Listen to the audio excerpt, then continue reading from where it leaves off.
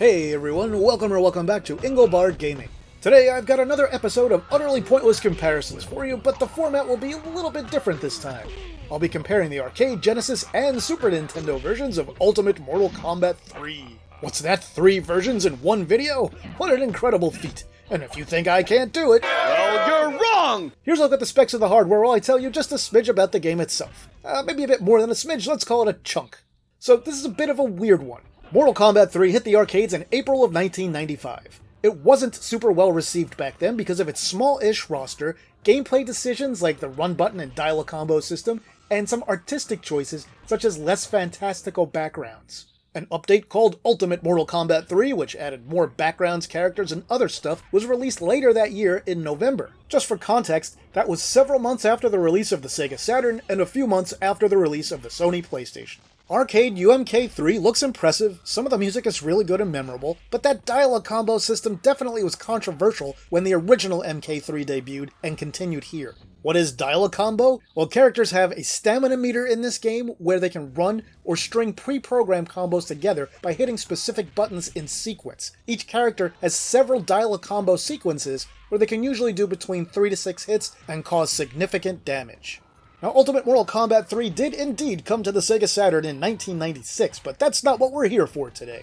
Midway released home versions of UMK3 for the Genesis and Super Nintendo. The game arrived in America for the SNES in June of 1996, and on Genesis a few months later in October of 96. Now, this was well past the prime for each of the 16-bit systems. The games were both developed by Avalanche Software for Williams, and were based on the work Sculptured Software did earlier on both the SNES and Genesis versions of the original Mortal Kombat 3. And you know what? Unlike a lot of late releases, they're both pretty good. They're both missing Shiva, the animalities, some voices, some animation, and more. But they're both missing a lot of things that are unique in many cases too.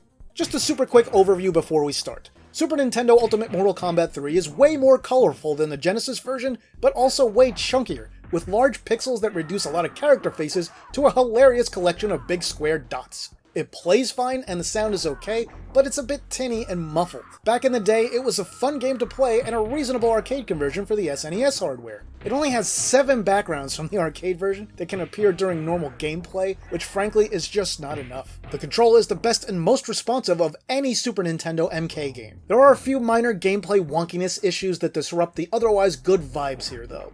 Now on the Sega Genesis, the colors are absolutely hideous and managed very poorly with tons of bad dithering.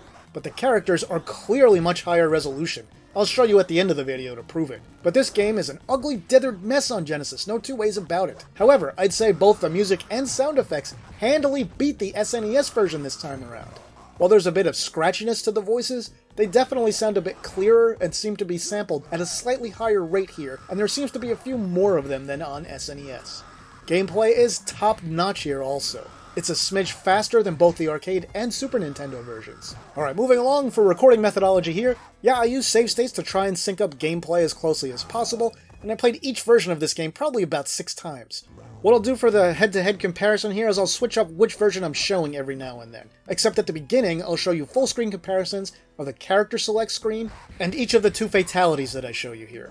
At the end, I'll show you the endings, and also some extras, including the Fatality showcase from the arcade and Genesis versions. I'd have tossed in the SNES one also, but I'll explain why I didn't do that during the video. Alright, let's get on with it.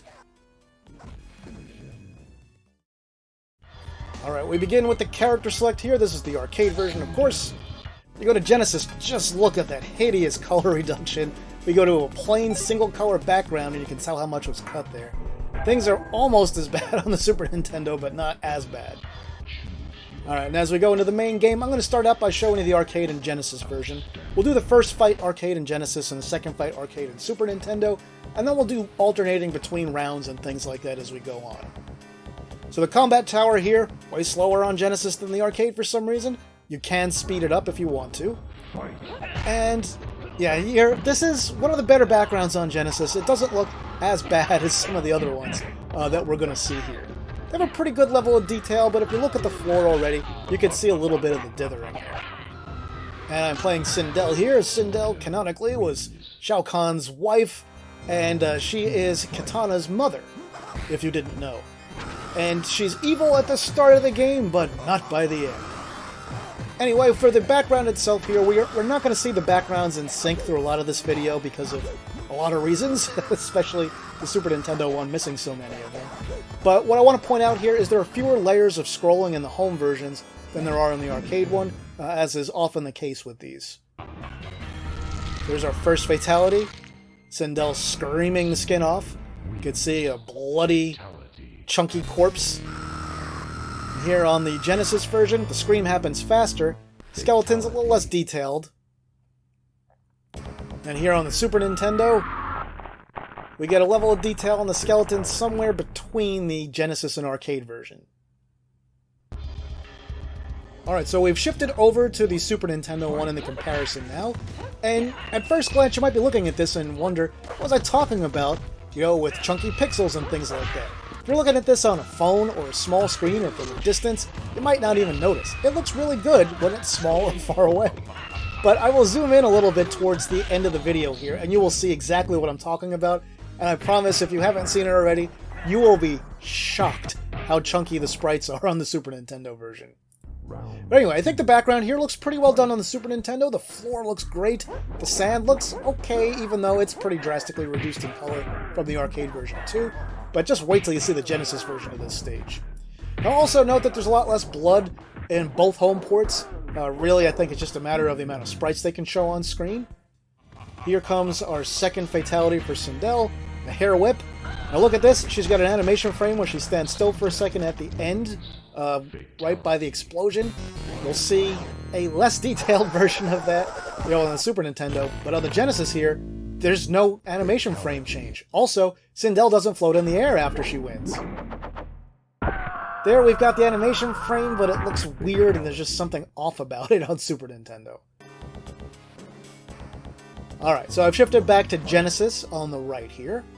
Genesis has this background. I don't know why it chose to go to the portal here, but that's where we are. One weird thing in this stage on Genesis is we don't see the fighters' shadows on this stage, but we do on the other stages. It's always fun to fly around as Sindel and throw those diagonal fireballs down at things. You can also kind of work them into a combo. This game, it's got a weird control system. Most of the moves are fast enough that you can, combo right into a projectile after doing them. So you can do a jump kick and then like an air fireball immediately. And you can hear it, see on the Super Nintendo, we're now in Scorpion's lair, but we're still in the same fight, same number of wins, same route up the tower. So it just isn't showing the same backgrounds. It does have this one, we'll see it later, but they just changed the order of them for some reason. You saw little Dan Ford in there in the lower right corner. I'm not saying he's little in real life, he's small on the screen. He's in full color in the arcade and Super Nintendo when he comes up to say Toasty, while on the Genesis when he comes up to say Toasty, he is in grayscale. This song is one that I feel comes off particularly bad on the Super Nintendo, just with those hollow, muffled sounding instruments. Now this background is one of the best translated to the Super Nintendo. When we see it later on the Genesis, it's one of the worst. You'll see what I mean. But anyway, it looks pretty good here. They captured most of the detail. There's not quite as much, detail on the rocks and stuff in the background, but it's there.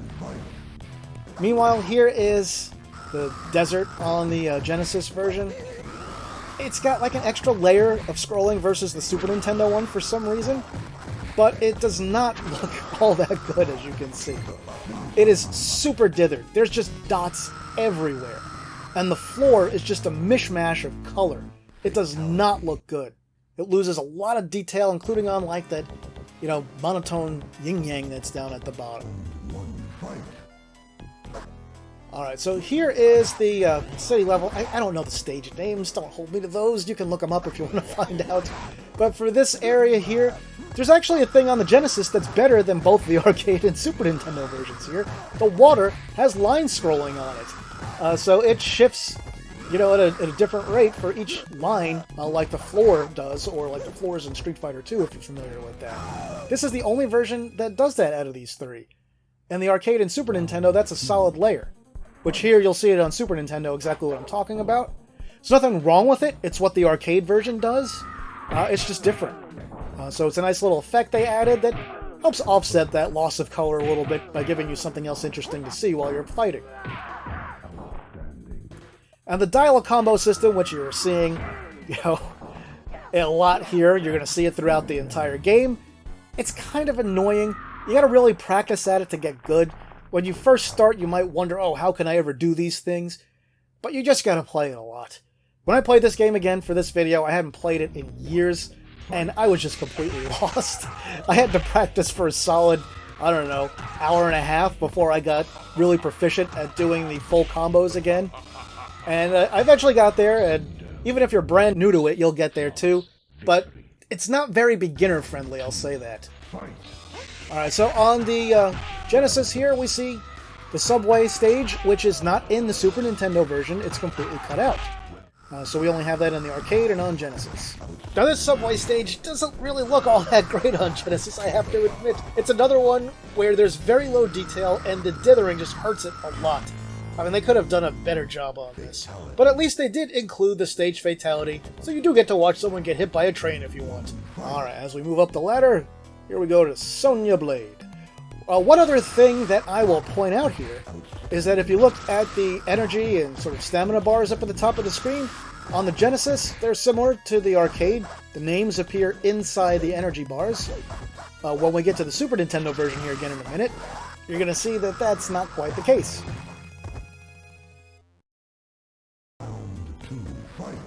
So we'll shift over in just a moment here.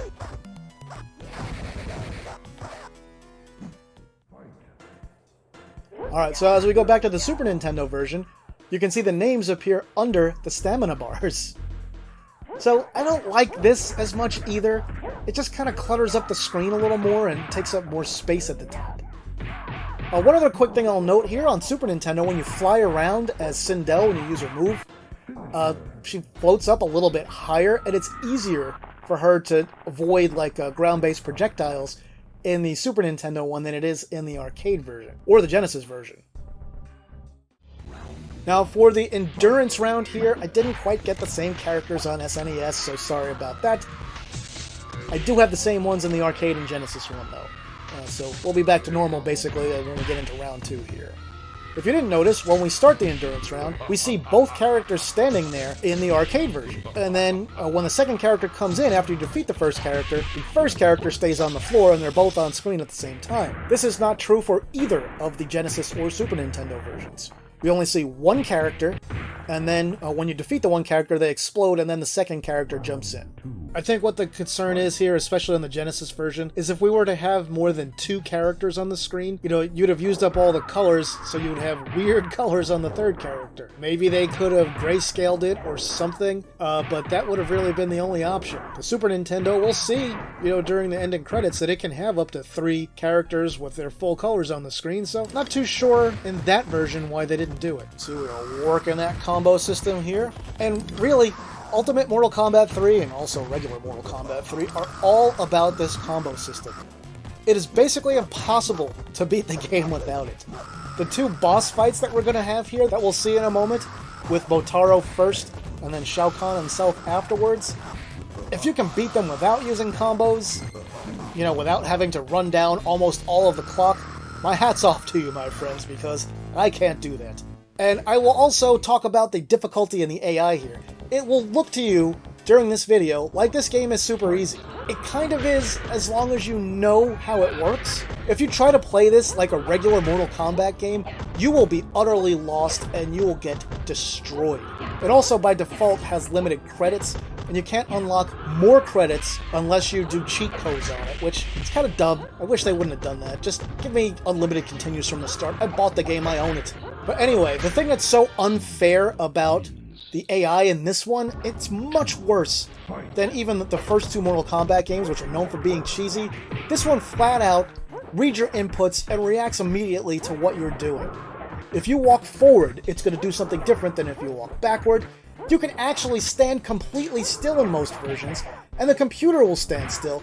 And I tested it. I once stood still for 20 seconds, or at least 20 units of time by the clock, without the computer opponent doing anything. We both just stood there motionless. And it just constantly reacts immediately to what you're doing, basically like it's reading your mind. Now for Motaro there, I will point out that he is too tall and skinny on the Super Nintendo. He's out of proportion with the other versions. Alright, and here we have Shao Kahn. His stage on the SNES looks alright. It's missing a layer, and it's also missing the torches that just kind of float there. As we go to the Genesis here, it is a horrendous, ugly, dithered mess, but it does have the floating torches. Also, when Shao Kahn does his shadow charges there, in the arcade and Super Nintendo versions, we see a much more detailed version of the shadow. On Genesis, it's a silhouette. I actually kind of like the silhouette better.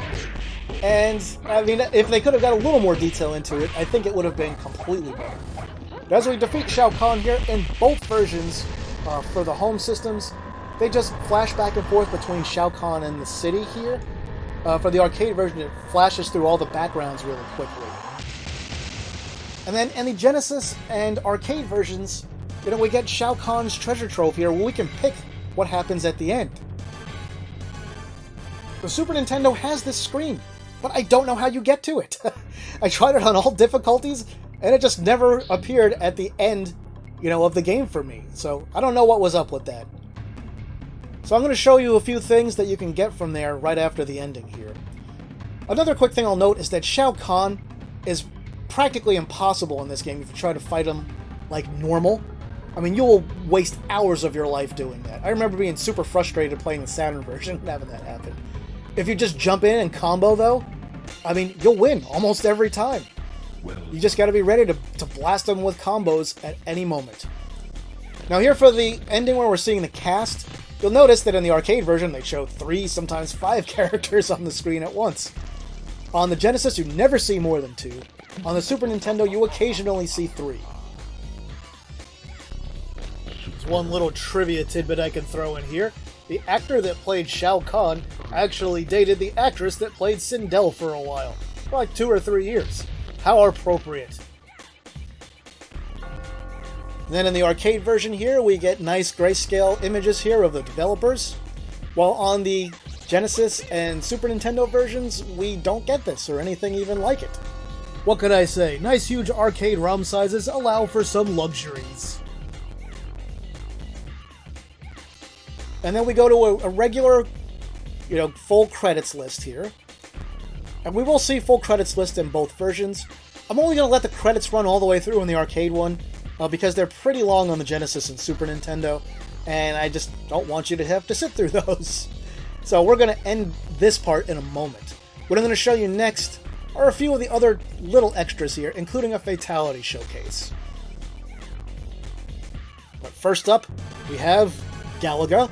I don't know why they call it Galaga, because it's much more like Galaxian. Again, this is in the Super Nintendo one. You can get to that treasure trove, but I don't know how to do it. I don't know if it's just a cheat code or whatever in that one. And now I'm going to show you all 3 Fatality showcases. So we'll see a bunch of Fatalities in the arcade and Genesis versions. I have also seen this on the Super Nintendo, but again, I didn't know how to get it. And I can't really show more than 2 on the screen, at a time and have a good number of details there anyway. So I figured I'd just show these 2 since they were easiest to get to. Now you'll notice here, all the Fatalities on the Genesis version are really fast. In some cases, they happen 2 to 3 times faster than the arcade version. It also fades out before the character even finishes their victory animation. And I will note here, it really annoys me that Sindel doesn't float in the Genesis version. I don't know why they didn't do that. Did they just forget? That's a really weird thing for it not to have. Of course, the blood splatters are different in both versions, and there are way more parts and bones and things like that in the arcade than either home version.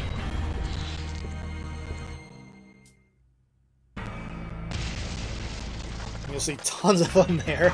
Here's Shiva, who was cut, like I said, from both of these home versions. Especially weird since she's in regular Mortal Kombat 3 on both systems. The blood splatters are quite a bit different between the arcade and home versions also. We're going to see a very different Fatality shortly here.